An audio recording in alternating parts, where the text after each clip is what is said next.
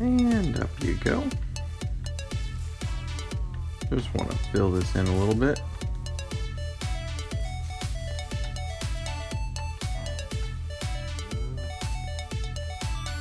Alright, that looks better.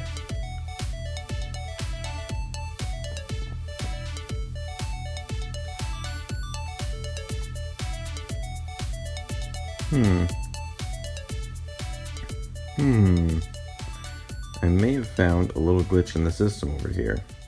So I went to sleep before the light level was 0. And I think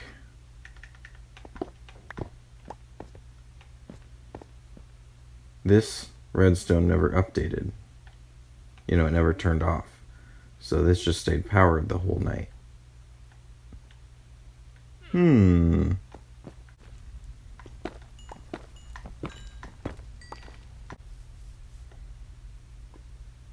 Yeah, look, it got darker this time, and the switch worked.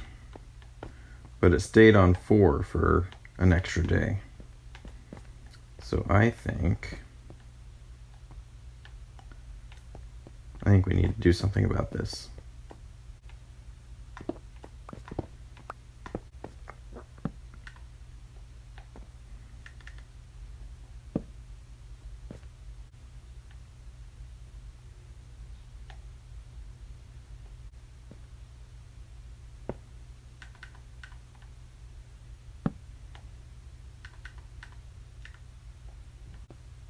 So now this should activate every time the light level hits 15, which should be sometime in the middle of the day. So that way I can still sleep and get my record for the day. Now it did activate once more, but that should be accurate now since it skipped a day. I'll keep an eye on it though, make sure that we don't have any more flukes. But in hindsight, this really should be a piece of redstone dust. Because if you give it the repeater, it doesn't activate the piston that's underneath this block.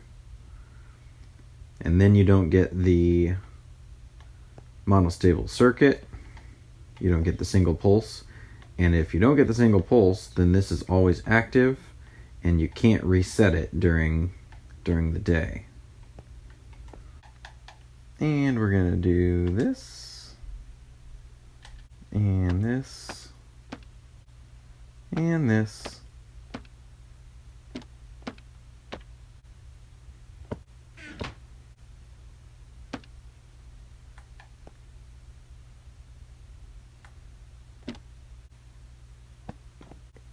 Welcome.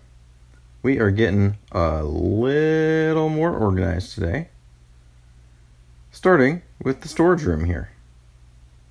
Now I can actually see what's in these chests.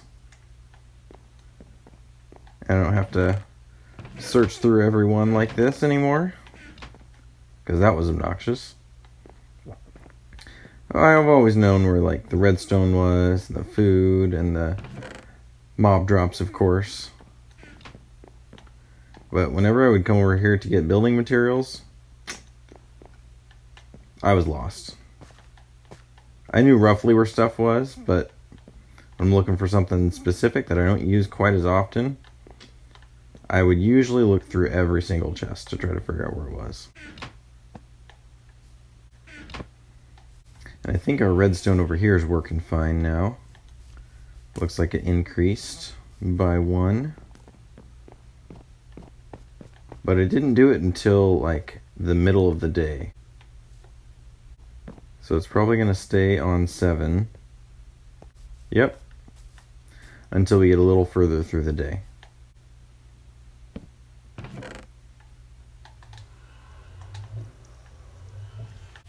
I think it's time, though, that we start planning our village. We're going to put some trails in, some paths.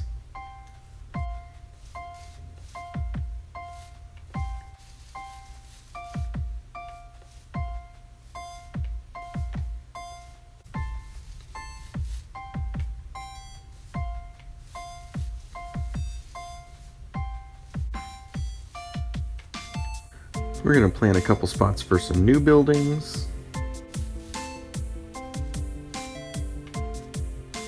And just generally expand our little village. Oh my gosh.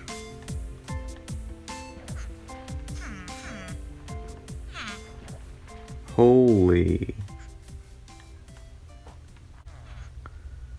Okay, now we don't have enough beds for them up there, so they've got to be somehow connecting somewhere else, linking up to other beds. This is a lot of them. Wow. We're going to watch them and see what happens when the sun goes down. Speaking of which, look, you see those two lights? That's 8 and 2. We have survived 10 days without any creeper explosions. We are 1% of the way there, and I am also seeing that my little hotel is finally gaining tenants. Yes. Oh, this is wonderful news.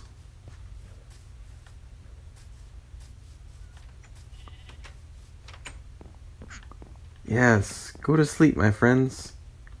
Come up here. There are more beds up here.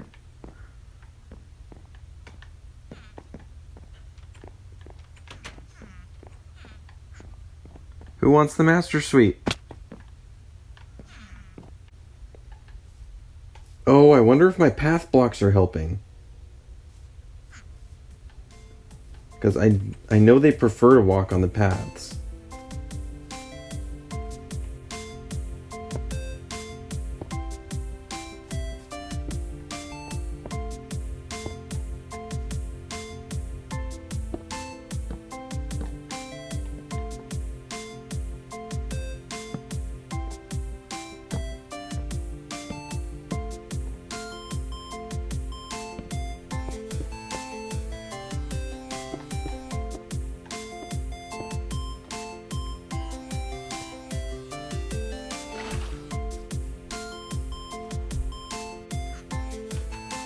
Some bushes along the path.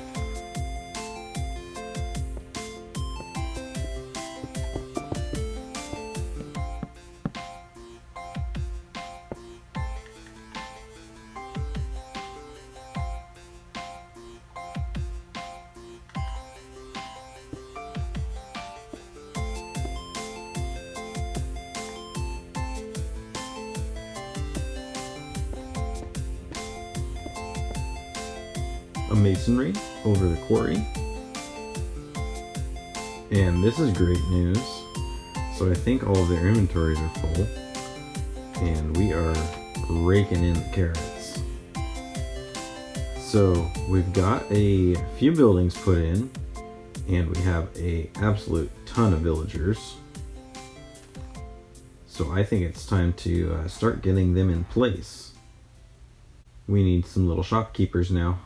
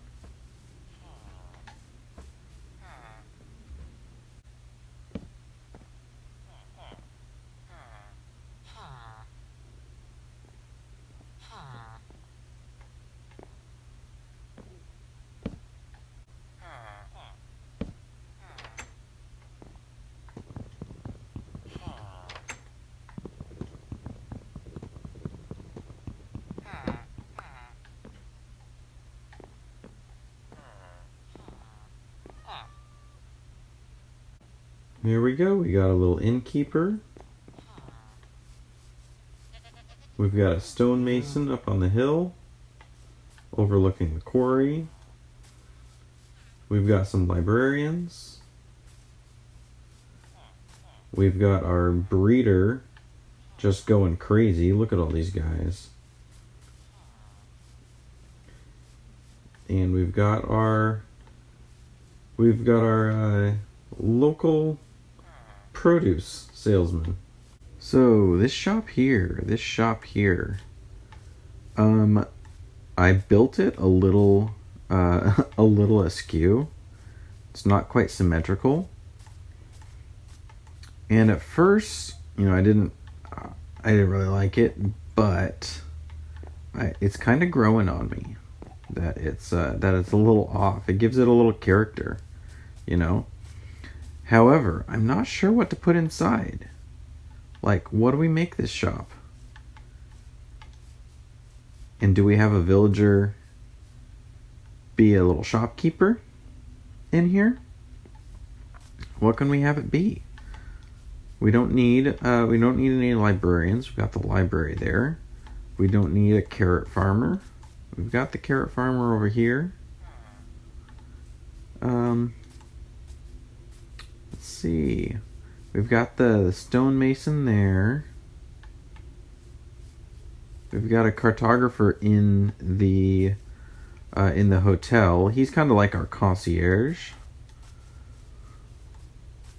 So he not only runs the hotel, but he can give us maps from time to time, give us quests. He kind of knows the layout of the land. I think we need to add some shops out this way too. Because all the villagers really seem to like coming over here.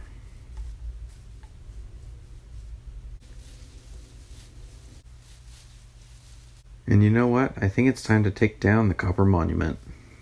We need to make way for some paths around here and set up maybe another building or two.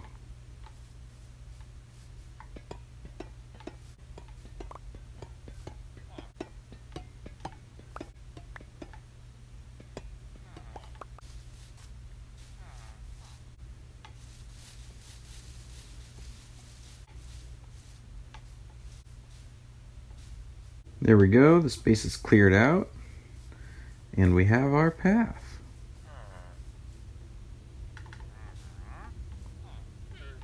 Alright, you know what, we're going to try something else, because having dust here wasn't working. Whenever I place it, I always get this result where the piston shoots up, and the repeater takes the signal for a zero tick and passes it through. But whenever the daylight sensor would sense it, this part was functioning properly, but the piston would go up and the repeater wouldn't grab the signal. So rather than relying on something that that does two things simultaneously, that redstone has to figure out how to do both at the same time, we're going to try to come up with another solution to fix this so that it just gives a one tick pulse or a zero tick pulse just the one time. And easiest way I know how to do that is with observers. So let's get smart about this.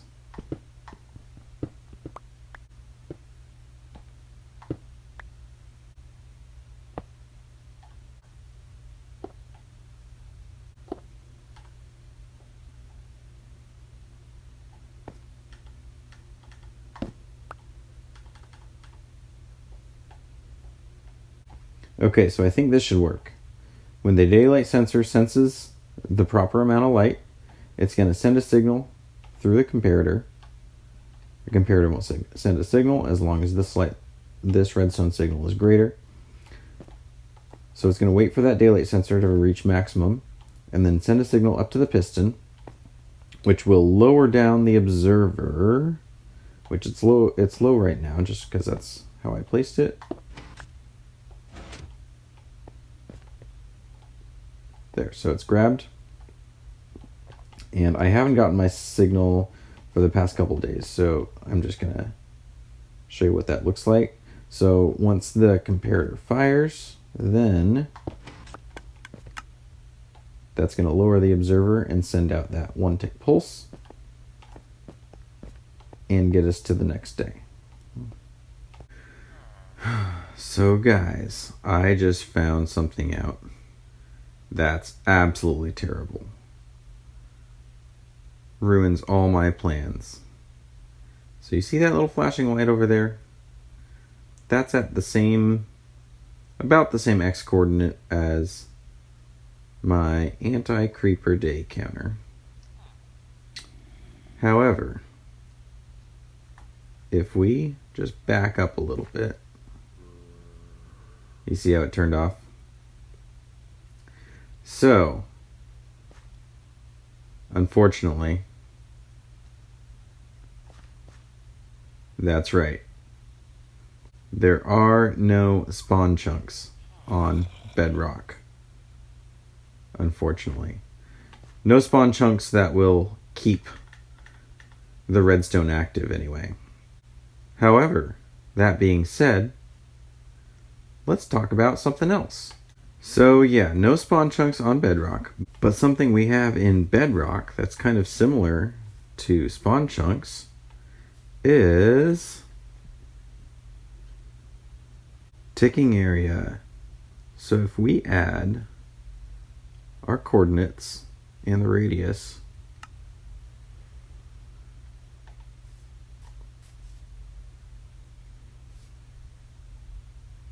these chunks will always be loaded, so that even if we go far, far away, that little light will keep flashing. All that redstone in that mountain will stay active. Now, unfortunately, one downside of this is that you do have to activate cheats. It's counted as a cheat for some reason. I wish that the spawn chunks just worked the same as they did in Java, which, by the way, that system that I showed you in the last episode should totally work on Java Edition. So if you want to make a day counter, just follow the same steps. Just make sure it's within the spawn chunks, and you don't have to worry about adding any sort of cheats or activate any chunks manually. But here on Bedrock, we don't have that luxury, and so we have to make sure that those chunks are always ticking in order for this clock, this day counter, to work the way it's supposed to. Now I'm going to try to keep this world as vanilla as possible. So this is going to be the only ticking area that I set up. It's going to be from this area and 4 chunks in any direction. Kind of like this is my spawn chunks if I were playing Java. I definitely suggest probably doing this to your world if you don't care so much about like the achievements and stuff.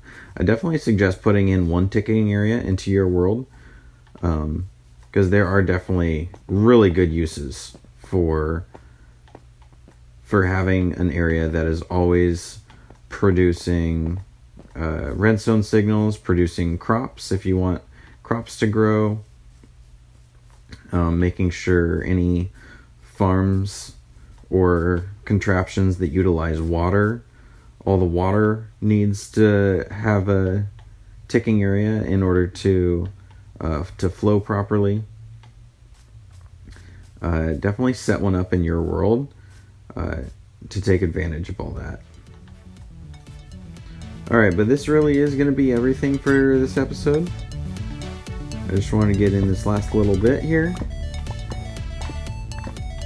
Hope you guys enjoyed. Watch my other episodes to keep up with the series, and we'll see you next time.